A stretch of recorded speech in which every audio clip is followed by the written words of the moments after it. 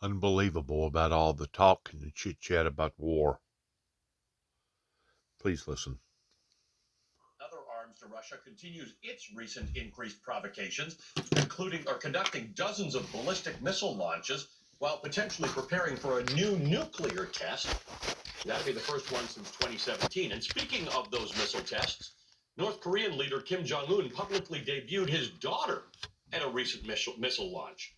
Now, it was known that Kim has children, but this was the first official confirmation of his offspring and the first unveiling of his daughter, both for the North Korean population and for the world at large.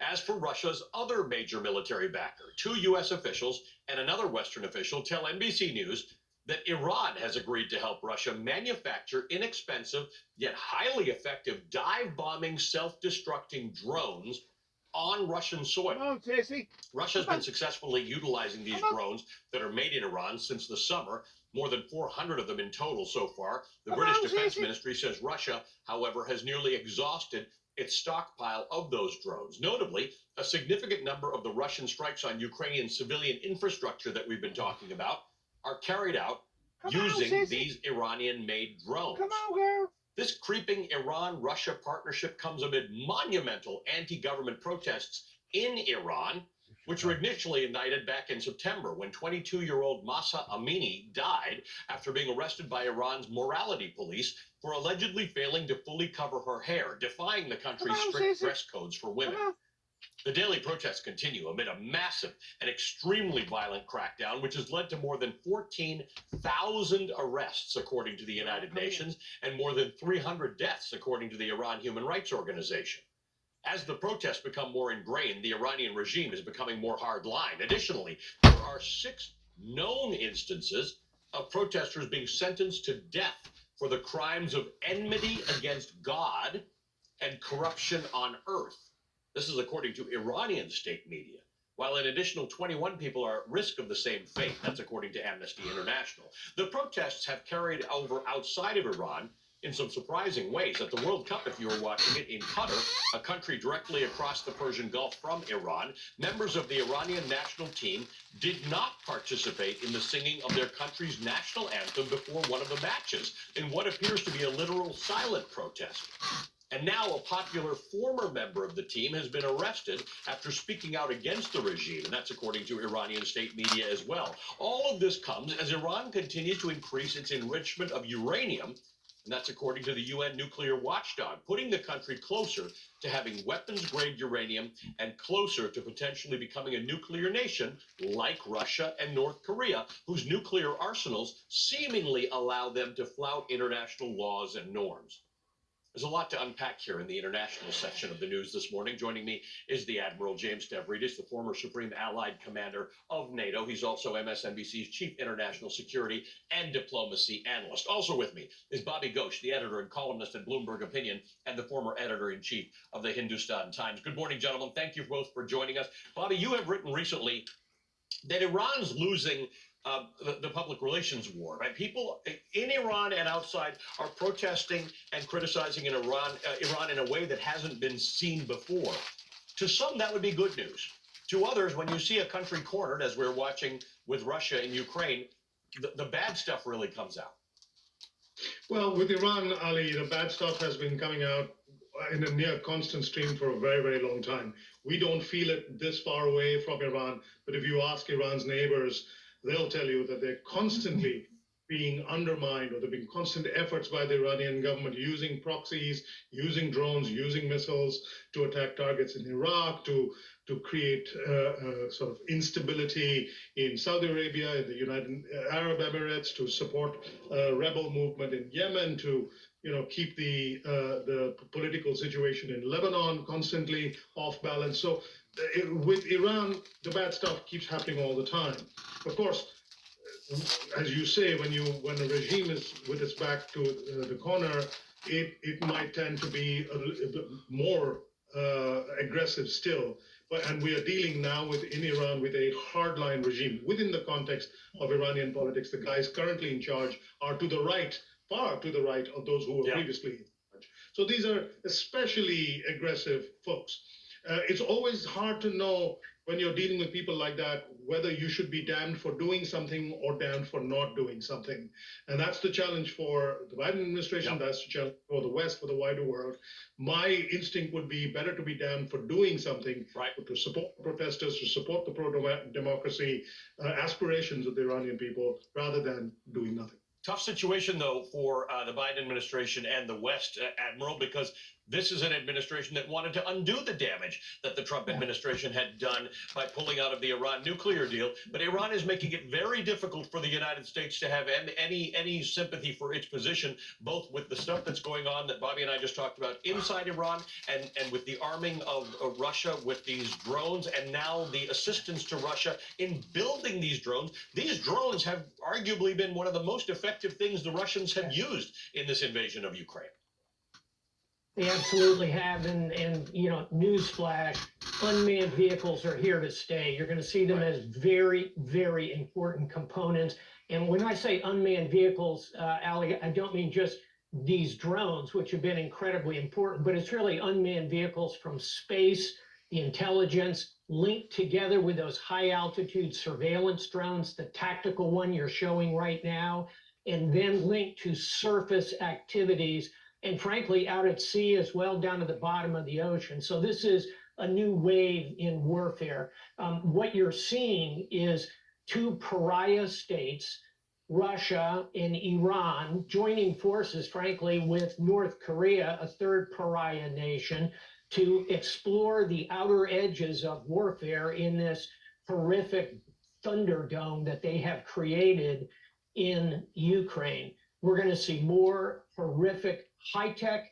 And then finally, Ali, we're going to see this continuing air war directed against the electric grid, the water, the power plants, potentially the nuclear sites. You know, there's another word for that, two words. It's war crimes. Watch for those to continue as well. Two awful features of this war. And I want to talk about that, Bobby, the war crimes issue, because Russia's been attacking fuel depots and electrical generating stations in Ukraine, making the argument that these are instruments of war. Now, let's just be clear. Ukraine has declared no war on Russia. And in fact, in Russia, you can't even say it's a war. So there's no war to hide behind in this case. But more importantly, they're attacking these fuel centers in Lviv, in Kyiv, in places like that that are hundreds of miles from any kind of battle line. To the Admiral's point, there are a lot of people in the world who say, these are just war crimes. These are terrorist acts. You are just terrorizing the civilian population, which in a country like Ukraine in winter without power is meaningful. It's really, really obvious what's going on in terrorizing the general public with these type of tactics. These, like they was talking about, unmanned systems is obviously a new era in war tactics that that is more than likely going to get worse. And it's extremely sad whenever a war is going on and the people engaged in it are not concerned, especially somebody like Russia, are not concerned about the casualties of the civilians. That is absolutely bizarre in thinking that we can sit back and watch this and tolerate this. Absolutely. I don't think there can be any doubt about this. There's plenty, and there are organizations that are in real time documenting these war crimes. It is unquestionably a war crime when you're specifically targeting civilian targets to create a sense of terror. And Ukraine is down to less than 50% of its electricity generating capacity in the just as winter begins to bite. Let's not also forget, they're attacking hospitals where people, where the sick and wounded are being, the largest hospital in Ukraine was attacked recently. And we're seeing a repetition of tactics that at least two of the three actors we're talking about, Iran and Russia, used similar tactics in Syria. have done for more than 10 years. Syria has been a sort of, if you like, a laboratory of all these tactics of killing civilians in order to intimidate an entire population. And there's plenty of documentation there too.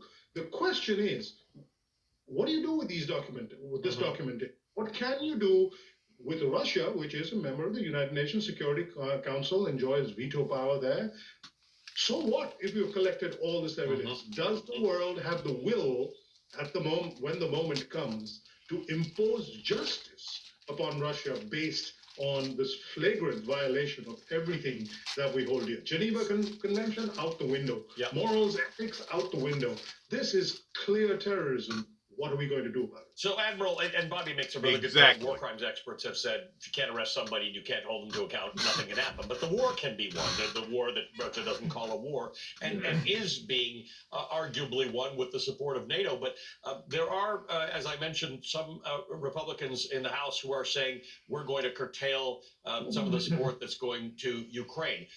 As the expression goes, that dog probably won't hunt, because there are far more people in America who believe that not only should the level of support for Ukraine continue, but possibly be increased.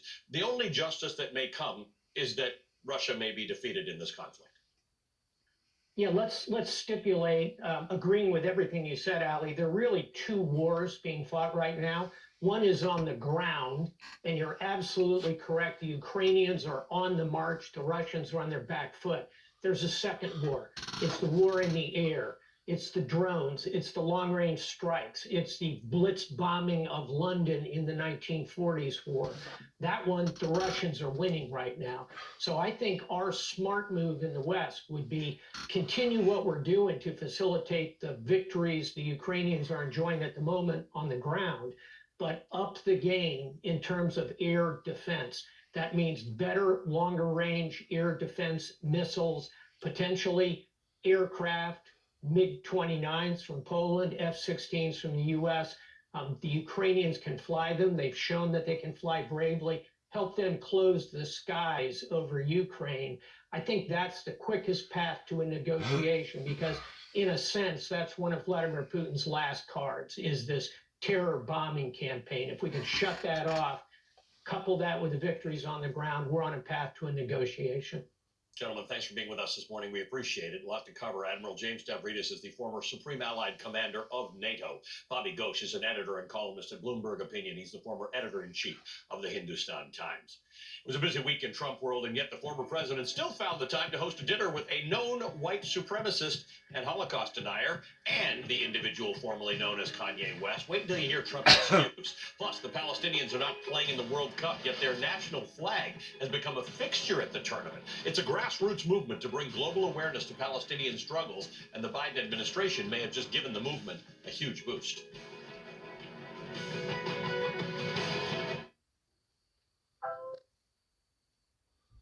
Lot of international entanglements towards one group of people doing one thing while another group of people does something else.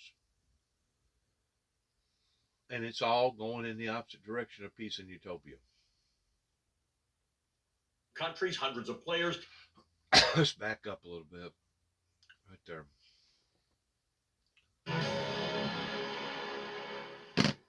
The World Cup is the most watched international sporting event in the world. Every 4 years, dozens of countries, hundreds of players, and tens of millions of fans assemble around the world at all hours of the day for competition, culture, and inevitably politics. If you're tuning in this year, you might notice the national flag of the team that's not actually participating in the tournament, the Palestinians, who are seizing on an opportunity that they don't often come by.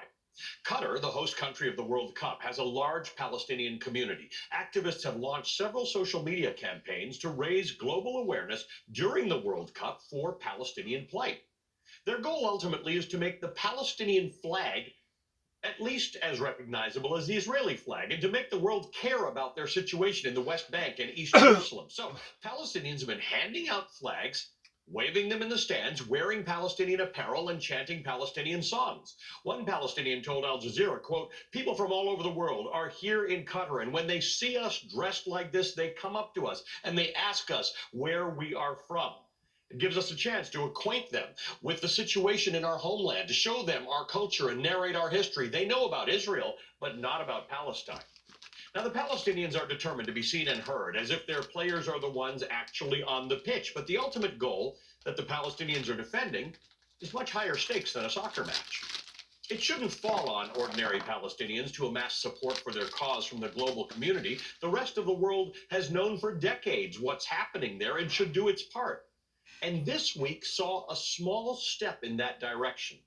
The Biden administration is appointing a new special representative for Palestinian affairs. This is a big deal. The news was first reported by Axios, and it marks the first time that the U.S. has created a Washington-based position at the State Department that is solely responsible for Palestinian affairs. The State Department confirmed the news on its official website, changing Hadi Amar's title to Special Representative for Palestinian Affairs, starting on November 22nd of 2022. Amar served as Deputy Assistant Secretary of State for Israeli-Palestinian Affairs for the past 2 years. And while this is an important move, the context is even more important because for decades, the U.S. consulate in Jerusalem, this stone mansion on Agron Road, served as America's de facto embassy to the Palestinians. Until then, President Donald Trump closed it in 2019. It remained shuttered 3 years later. The former president reversed a long-standing American policy by recognizing Jerusalem as Israel's capital in 2017 and moving the U.S. embassy, which had been in Tel Aviv, to Jerusalem. Well, the control of Jerusalem is contested by both Israel and the Palestinians. The U.S. consulate in Jerusalem, remember, there wasn't an embassy there before Trump moved one from Jerusalem. The consulate was an important symbolic and physical diplomatic tie between the United States and Palestinians. But the former president felt it wasn't needed after he moved the embassy from Tel Aviv to Jerusalem. The reason closing the consulate was so problematic is because the U.S. consul general, the one in Jerusalem, had a direct line to the State Department, essentially playing the role of ambassador to the Palestinians. Merging the consulate and the embassy meant that all diplomatic communications went through the lens of one American representative for both the Israelis and the Palestinians. So when the consulate was closed, it was a major downgrade in diplomatic ties between America and the Palestinian Authority. Now, according to Israeli and Palestinian national statistics, about 4.8 million Palestinians live in all of the land that's controlled by Israel. That's Israel's actual boundaries plus land that Israel occupies in the West Bank and East Jerusalem. While Israel will go out of its way to point out that those Arabs who are citizens of Israel have the same rights as Jewish Israelis, which is a point that is highly debatable, all of the rest of the Palestinians who are not Israeli citizens, about 2.7 million of whom live in East Jerusalem and the West Bank, are treated as second-class citizens in the land of their birth. Palestinians in most of the occupied West Bank and East Jerusalem do not have control over the most basic and critical aspects of their daily lives, like water supply, electricity, and building permits. Some don't even have the security of knowing that they will be able to continue to live on land that they legally rent or own. Like Israelis, Palestinians have the right to exist, but there are very few powerful global players willing to help them do that.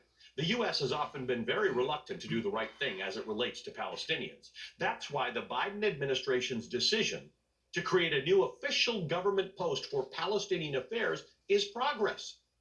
Hopefully, it will start to repair relations with the Palestinians, relations that were injured by Donald Trump. But President Biden did promise to reopen that U.S. consulate in Jerusalem when he was running for president, to give the Palestinian people and leadership their own unfettered line of communication directly to the American government. It's been 2 years, and the doors of that consulate remain shut. It is time for America to alter its approach to the Palestinians and to Israel so that all of the people who fight over that little bit of land can have peace and justice. This administration has the tools to do it. It's time to act.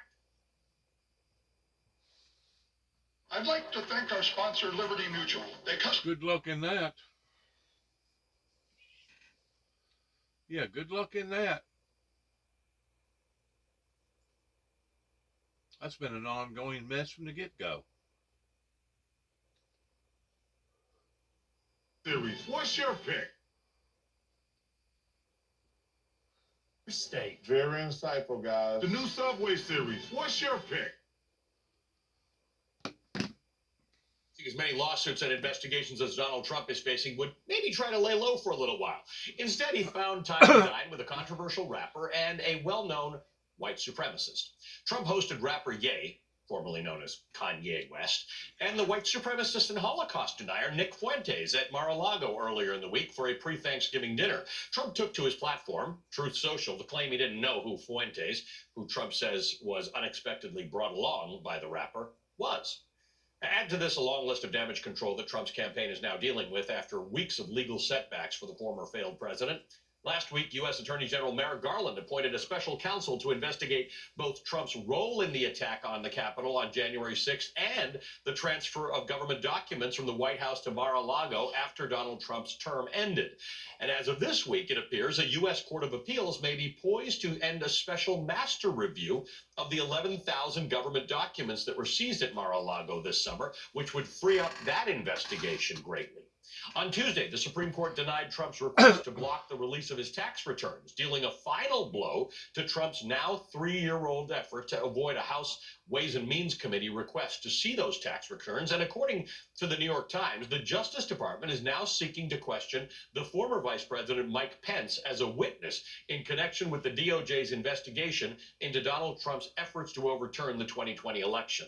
The Times says Pence is open to considering the request from the Justice Department, but the process could be very slow. Pence has not yet been subpoenaed. It's also possible that Trump will attempt to claim executive privilege to prevent or limit Pence's testimony. Joining me now is the former federal prosecutor and MSNBC legal analyst Cynthia Oxney. Cynthia, good to see you. You are someone who spent time at the Justice Department. Let me first ask you about the special counsel appointment. There are a lot of people who have a sort of a PTSD about Robert Mueller and what that did, and who are outright hostile and critical of Merrick Garland's decision to do this, as opposed to the alternative, which is the Justice Department putting forward its own charges and prosecuting the former president. Your thoughts on that? Well, I think we need a decision maker. And Merrick Garland is a fine man and an honorable man, but he is fundamentally a federal judge, and he sits on a mountaintop and ponders his navel or something. I don't know, but he hasn't been a decision maker, and we need a decision maker. And it looks like this Jack Smith guy is a decision maker, and therefore I applaud. All right, let's talk about the court being ready to end the special master review. There are a lot of people who said it's fine, the special master's fine, but it's just Donald Trump continuing to run out the clock. Not a particularly controversial matter that he was appointed, but it did slow things down in the investigation. Now that ends. Any difference in what happens or what the outcome of the Mar-a-Lago investigation is? Well, yeah, I think that it sounds like after reading the transcript of the appellate hearing in the 11th Circuit, they are going to get rid of the special master, and they are going to slam this federal judge who put a wrinkle in the process that was totally unnecessary. And that will speed up the process and allow the government to really dive into those documents. Because remember, it's not only, when you look at this case to prosecutor, it's not just, does he have the documents? Were they willfully, maintained, and did he not return them when he was asked to? But you also have to have sort of a global outlook on it, like, why did he do it? In order to do the prosecution, you kind of want to know that. Is it an ego thing, as somebody leaked from the Justice Department? Or in any way did those documents make it into the stream of his financial considerations? Is that why he ended up with these deals in the Middle East? Has Jared Kushner seen the documents? Who has touched them? Who has seen them? Who knows about them? Who has used them? And the sooner we get rid of this special master process, or we complete it, the sooner we can get to that point, and then we can move forward with the prosecution.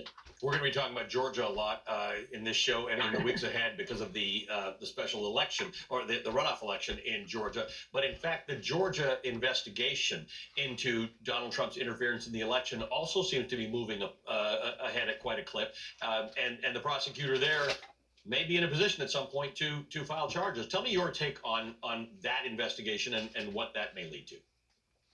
Well, I think all these investigations need to move quickly, just because the prospect of the presidential campaign is looming over them. I mean, we don't want is the prosecutions to determine outcomes or affect outcomes in the presidential campaign. It does seem like the Atlanta prosecutor is getting ready to move. And as you know, she doesn't actually file charges. She files a recommendation to the judge. So there's more hoops to go.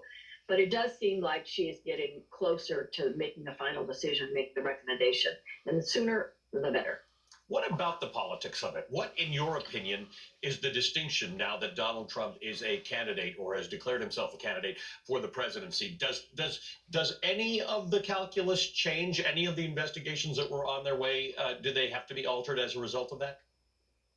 Well, I think they do. I think it puts pressure on them to get it done more quickly, just because you don't want it to affect the primaries. I mean, the good news about it is it apparently created the hook for Merrick Garland to say, okay, now he's a candidate. Now I need a special counsel. So in that way, it was good. But they really need, especially the Mar-a-Lago case, which is going to be easier to put together than the January 6th case, just because of the concreteness of the evidence. These are our documents. We asked you for the documents. You hid the documents. You lied about the documents. You refused to return the documents, and they were in your desk with your passport. I mean, that case is easier to make, and so the sooner we get it done, the better. The January 6th case is more difficult because just of the nature of the charges and the natures of proving a conspiracy. But with the looming presidential campaign, every prosecutor is trained at the Department of Justice to do everything you can not to affect the politics of the situation. And I think it is just sort of hanging as like a cloud, a pressure point hanging over every prosecution before Trump. Cynthia, good morning to you. Good to see you. Thank you for joining us. We appreciate your time. Thank you. Cynthia Oxney is a former federal prosecutor and an MSNBC legal analyst. Well, early voting's underway this morning in Georgia, as I just mentioned, for its Senate runoff election. And while both candidates fighting for the seat are black men, coming up next, we're going to talk about the racist origins of runoff elections in this country. They were designed to keep people like Raphael Warnock and Herschel Walker out of office.